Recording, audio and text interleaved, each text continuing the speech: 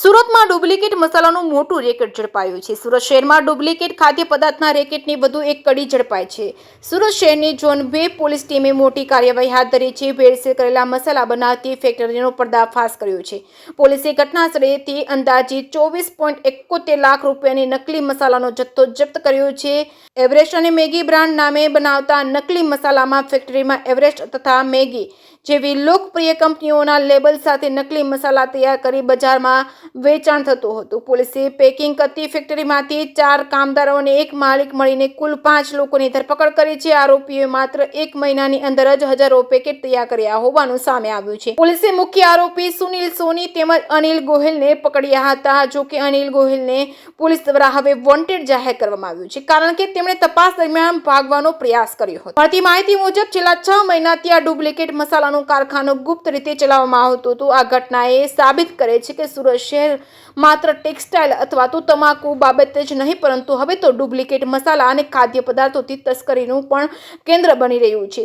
થોડા સમય પહેલા જ ડુપ્લિકેટ તમાકુ બનાવતી ફેક્ટરી ઝડપાઈ હતી, જ્યાં બાગબાન બ્રાન્ડની પડીકીઓ બનાવતી હતી અને ડુપ્લિકેટ તમાકુની જેમ ડુપ્લિકેટ મસાલા પણ સામાન્ય લોકોના આરોગ્ય માટે ગંભીર ખતરો ઊભો કરે છે। આવા મસાલા માત્ર ભેળસેળયુક્ત નથી, પરંતુ તેના કારણે લાંબા ગાળે કેન્સર સહિતની ગંભીર બીમારીઓ થવાની શક્યતાઓ વધી જાય છે। તંત્રએ આ પ્રકારની પ્રવૃત્તિઓને હંમેશા માટે બંધ કરવા માટે વધુ કડક પગલાં લેવા જરૂરી છે। લોકો અજાણમાં ડુપ્લિકેટ ખાદ્ય પદાર્થનો ભોગ બની રહ્યા છે। કેટલાક લાલચી તત્વો પૈસાની લાંચમાં લોકોના જીવ સાથે રમે છે। આવા કિસ્સાઓમાં તાત્કાલિક અને ઉગ્ર કાર્યવાહી હવે જરૂરી બની છે। જેકે ગુજરાતી સાથે સુનિલ કંચાવાલા, સુરત।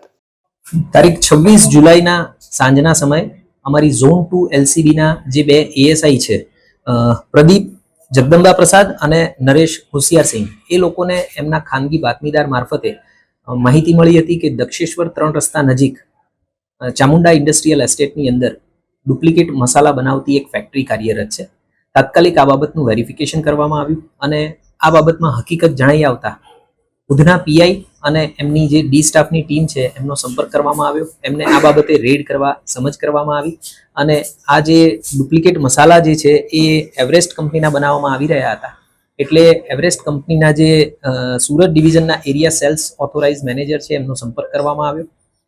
ત્યારબાદ આ રેડ કરવામાં આવી અને રેડ દરમિયાન અમારા ધ્યાનમાં આવ્યું કે ત્યાં આગળ જે છે એ 4 આરોપીઓ અમને મળી આવ્યા હતા કે જે ત્યાં આગળ ફેક્ટરીની અંદર કામ કરી રહ્યા હતા। આ જે 4 આરોપીઓ છે એમાં એક વિનોદદાસ રાજેન્દ્રદાસ, બીજા વિનોદદાસ પૂનાદાસ, ત્રીજા કૈલ્લુ જેઠા મુર્મ અને ચોથા સુરેન્દ્રકુમાર કાલુદાસ। આ ચારેય જે વર્કર કમ આરોપીઓ છે જે ડુપ્લિકેટ મસાલાનું પેકિંગ કરી રહ્યા હતા, એ ચારેય બાંદા બિહારના મૂળ વતની છે। અગાઉ જે આ ફેક્ટરીની અંદર કામ કરી રહ્યા હતા એ જ વર્કરો મારફતે આ લોકો આવી ગયા હતા। લગભગ 1 થી 2 માસ પહેલા જે લોકો અહીંયા આગળ આવ્યા છે। જૂના જે આરોપીઓ છે એ તમામ આરોપીઓ જે પેકિંગ કરનાર માણસો હતા એ અત્યારે ફેક્ટરી છોડી ગયેલા છે। એટલે આ 4 આરોપીઓની વધારે પૂછપરછ ચાલુ હતી, જે દરમિયાન ધ્યાનમાં આવ્યું કે આ ફેક્ટરી જે છે એ મૂળ અનિલ ગુમાનસિંહ ગોયલ જોધપુર રાજસ્થાનનો જે વતની છે એ ચલાવી રહ્યો છે અને એની સાથે સુનિલ સોની કરીને જે એમનો માણસ હતો એ પણ આની અંદર સંડોવાયેલો હતો। હાલે અમે જે આગળ 4 વર્કર જણાવ્યા એ 4 વર્કર અને આ સુનિલ સોનીની અરેસ્ટ કરી અને ધરપકડ કરી અને પૂછતાછ ચાલુ કરેલી છે। અને આ જે અમારી રેડ થઈ એ દરમિયાન લગભગ 25 લાખ જેટલો મુદ્દામાલ અમે કબજે કરેલો છે, જેની અંદર 3 ડુપ્લિકેટ મસાલાનું પેકિંગ કરતા મશીન, એક કોમ્પ્રેસર મશીન, વજન કાંટો, નકલી મસાલા વગેરે કબજે કરેલું છે। અમારી આ જે રેડ છે એ દરમિયાન જે પેકિંગ મળી આવ્યા છે એમાં 7,68,000નો અમને એવરેસ્ટ કંપનીનો જે ચિકન અને મટનનો મસાલો જે હોય એના પાઉચ મળી આવ્યા છે। અને આ ઉપરાંત મેગી મસાલા જેની કિંમત લગભગ 9,60,000 છે એ પણ મુદ્દામાલ અમે આ ગુનાના કામે કબજે લીધેલો છે। કેટલા વર્ષથી આ કારખાનું ચાલતું હતું અને કેટલો માલ જે છે બજારમાં? જે અમે તપાસ કરી અને હાલ જે વર્કર કમ આરોપીઓને અમે અરેસ્ટ કરેલા છે એના મારફતે પૂછતાછ ચાલુ છે।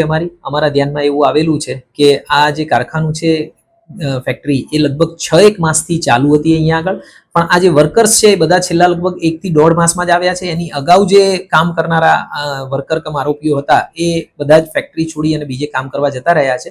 એટલે બાકીની જે છે એ ઇન્વેસ્ટિગેશન બાદ અમે હકીકત તમારા ધ્યાનમાં લાવી શકીએ। Okay.